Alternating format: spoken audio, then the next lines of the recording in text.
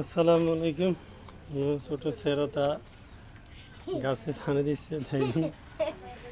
এটা হচ্ছে আপনার খেড়া জামিরের গাছ। গাছটা আমার বড় ছেলে সারাদিন গরমের কারণে গায়ে কাপড় রাখে না। গরম লাগে। মাশাআল্লাহ খেড়া জামির অনেক বড় হয়েছে মাশাআল্লাহ। অনেকগুলো বাচ্চা।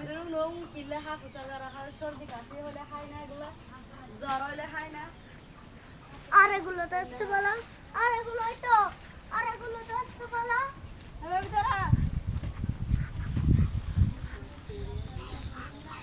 এগুলো তো আসছে বলো।